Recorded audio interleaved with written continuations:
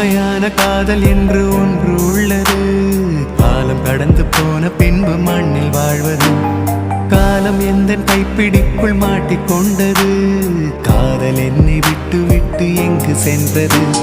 கடவுள் வந்து பூமி மீது வாழும் போதிலும் காதல் தோல்வியாகும் போது சாக தோன்றிடும்.